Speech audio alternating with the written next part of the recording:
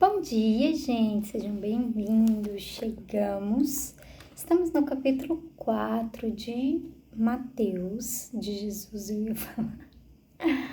E é isso, hoje a gente vai ver muitas histórias, então vamos começar orando. Sextou, né, gente? Mais uma semana concluída, para a glória de Deus. E última, né? Última inteira. Próxima, já estamos a 3 dias da virada do ano para 2026. Como foi seu ano? Já parou para fazer essa reflexão? Mais do que uma reflexão, hoje também a gente tem aqui algo interessante a se fazer nesse final de ano, que eu comecei hoje juntamente com a minha igreja. E vamos orar para ler, quem sabe eu aí te dar umas ideias. Amém, Deus, obrigada pelo dia de hoje, por mais uma semana.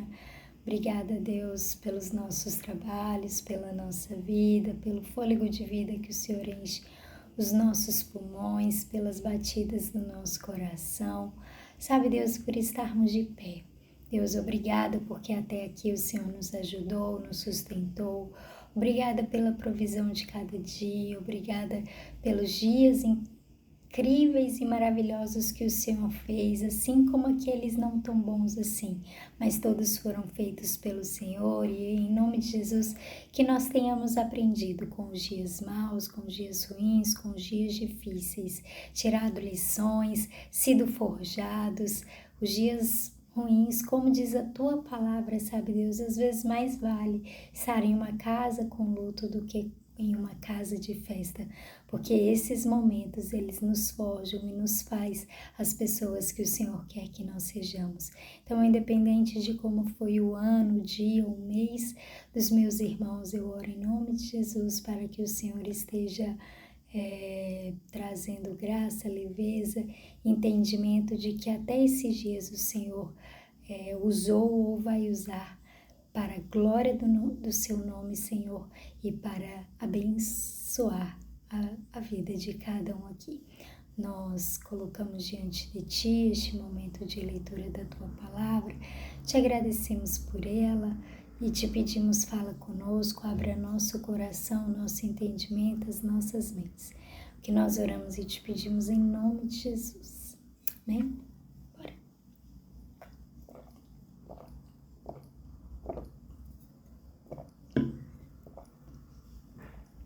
Começa a ficar rouca, tem que beber água. Então o Espírito Santo levou Jesus ao deserto para ser tentado pelo diabo. E depois de passar 40 dias e 40 noites sem comer, Jesus estava com fome. Então, o diabo chegou perto dele e disse: "Se você é o Filho de Deus, mande que estas pedras virem pão." Jesus respondeu: "As Escrituras Sagradas afirmam: o ser humano não vive só de pão, mas vive de tudo o que Deus diz." Em seguida, o diabo levou Jesus até Jerusalém, a cidade santa, e o colocou no lugar mais alto do templo. Então disse: "Se você é o Filho de Deus, jogue-se daqui, pois as Escrituras Sagradas afirmam: Deus mandará que os seus anjos cuidem de você.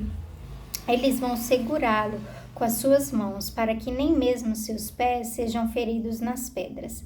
Antes da gente mudar de página aqui, eu virar, vamos comentar um pouquinho sobre essa parte. Então vai dizer que depois, lembrando do capítulo passado, Jesus foi batizado, os céus se abriram, o Espírito Santo desceu sobre o ombro de Jesus e veio uma voz do céu falando: "Você é meu filho amado, de quem me comprazo." Logo em seguida, então, o Espírito Santo conduziu Jesus até o deserto. Não foi ele próprio, não foi o diabo, não foi nada disso. Foi o próprio Espírito Santo. Esse é o tempo, Jesus, de você se separar, se resguardar. Estamos aí para começar um tempo novo e precioso na sua vida e vamos precisar disso, então vamos lá. E provavelmente Jesus não estava acostumado a passar fome, porque no reino de Deus eu acredito que não haverá jejum. Mas, enfim, aqui é como forma terrena, Jesus precisou então passar por um período de jejum, mostrando ali a importância disso, né? E aí vai dizer que o diabo chega até ele. Em outras versões, eu acho interessante que primeiro vai aparecer o tentador, depois o diabo, depois Satanás. Aí, não aparecer, mas tipo, vai dar nomenclaturas diferentes. E aí o tentador me chamou a atenção, porque aí eu fui procurar na leitura original, né, no hebraico, e aí tá lá, tentador. Esforçar-se com o propósito de verificar o que ele pensa ou como ele se comporta. Tentar maliciosamente para pôr à prova seus sentimentos ou julgamentos, atrair ao pecado, né? E vai falar que às vezes Deus também, né? Assim como o Espírito Santo conduziu, Deus também pode colocar ali a nossa fé em prova. Mas aqui em momento nenhum era Deus, aquilo ali era o diabo. E na boa, pra mim, eu acho que ele fez um péssimo papel, porque e nenhuma das três dava para Jesus cair naquela conversinha fiada do tentador, do diabo, de Satanás, sei lá quem. E aí, beleza, então ele começa e ele vai ali oferecer pão. Ele vai virar e ele vai falar assim: se você é filho de Deus, mande que essas pedras virem pão. Aí Jesus olha assim, 40 dias, já com fome, conhece todas as escrituras, estava com o pai, sabe que não vai ser para sempre aquilo ali. Ele vira e fala: cala a boca. Nem só de pão vai viver o homem. Sabe, eu tô aqui me alimentando. Eu tô com fome, mas na boa, eu tô muito mais cheio daquilo que Deus tem falado comigo.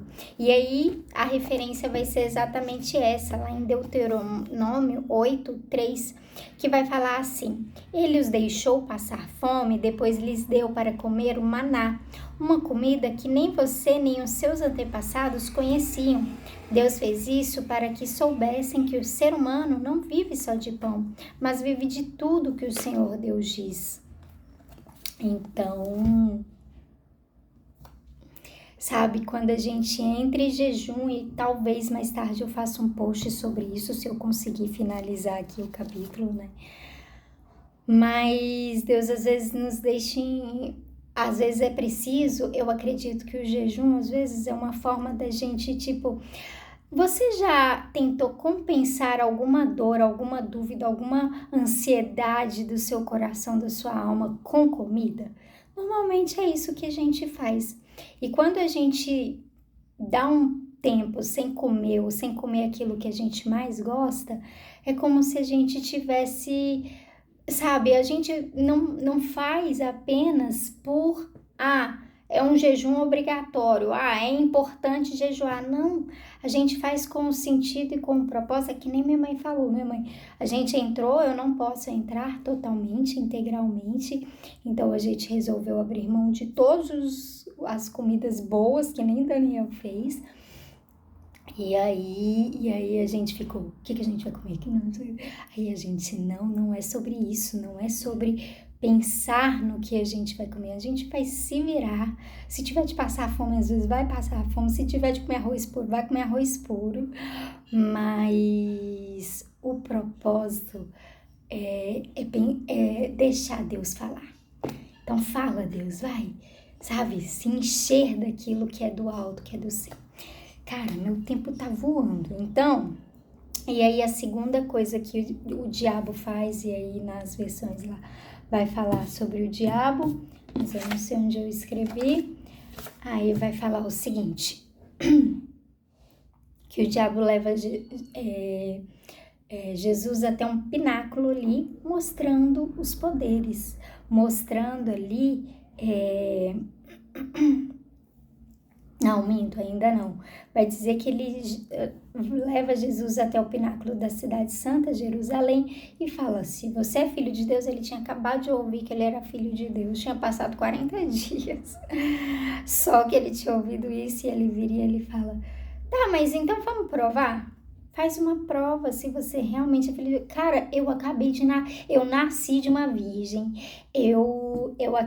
Deus acabou de falar isso. Eu tenho certeza de onde eu vim, para onde eu vou. Tipo, um diabo maluco, velho.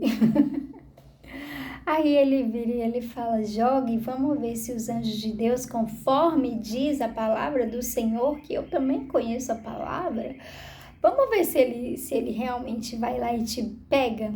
Aí Jesus vira e fala. Aí é a próxima parte, né? Vai dizer no versículo 7, Jesus respondeu, mas as escrituras sagradas também dizem, não põe à prova o Senhor seu Deus. Depois o diabo levou Jesus para um monte muito alto, mostrou-lhe todos os reinos do mundo e as suas grandezas e disse, eu lhe darei tudo isso se você ajoelhar e me adorar. Jesus respondeu, vai embora, Satanás. As escrituras sagradas afirmam, adore o Senhor seu Deus e sirva somente a Ele. Então o diabo foi embora e vieram anjos e cuidaram de Jesus. Então, gente, deixa eu falar a respeito de uma coisa. Aqui pode ser que Satanás, eu acho que ele não mexeu nem um pouquinho com a emoção de Jesus.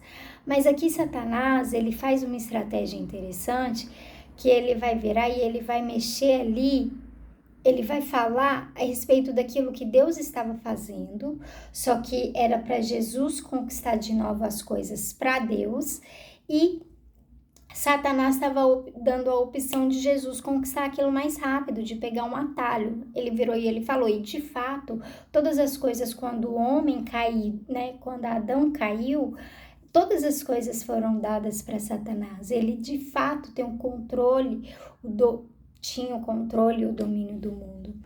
E Deus mandou Jesus no propósito de restaurar, redimir todas as coisas. Mas ali Satanás, ele está dando uma estratégia muito rápida e muito simples. Ele vira e ele fala, se você me adorar então, se você só se ajoelhar e adorar, aqui fala sobre beijar a mão.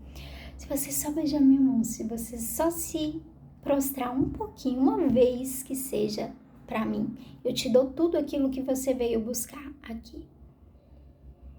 E Jesus vira e ele fala, vai embora, porque eu vou passar por tudo que for necessário e eu não vou ficar com 1 milímetro quadrado do que eu vou dar para Deus.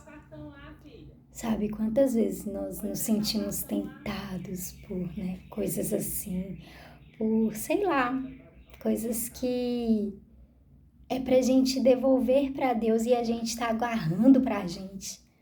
Essa criança, esse filho, esse emprego, sabe? Talvez tudo isso te foi dado para você devolver honra e glória para Deus. E você tá ali mantendo my precious, sob o seu domínio, sob o seu controle. Simbora.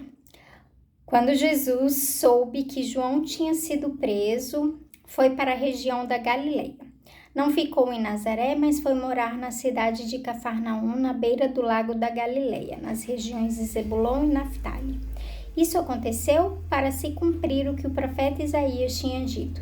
Terra de Zebulon e terra de Naftali, na direção do mar, do outro lado do rio Jordão, Galileia, onde moram os pagãos. O povo que vive na escuridão verá uma forte luz, e a luz brilhará sobre os que vivem na região escura de morte.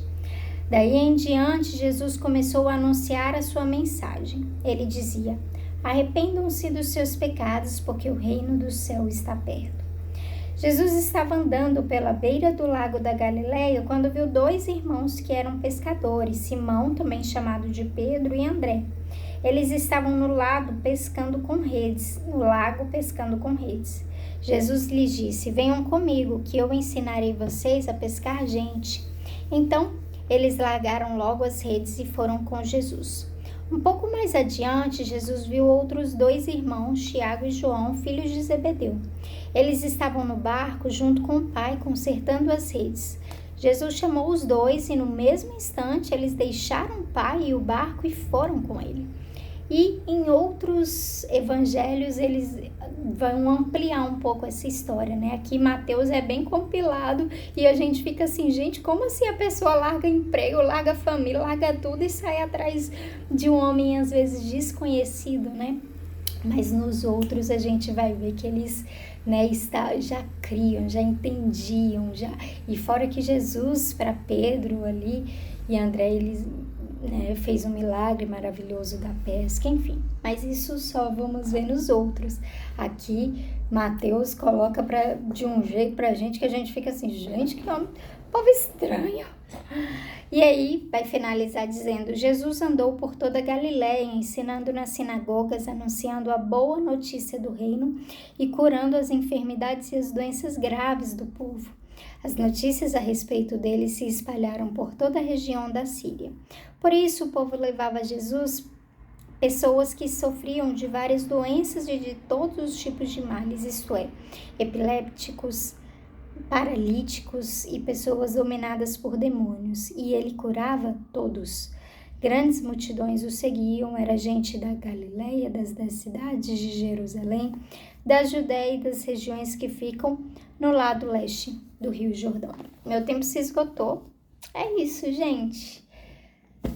Estamos no livro de Mateus. Semana que vem adentraremos ano adentro, finalizaremos ano de 2025, iniciaremos ano de 2026, sabendo aí o que o Senhor quer continuar falando conosco, mas fique atento, faça um jejum, hoje mais tarde eu devo falar algo sobre isso aqui, amém?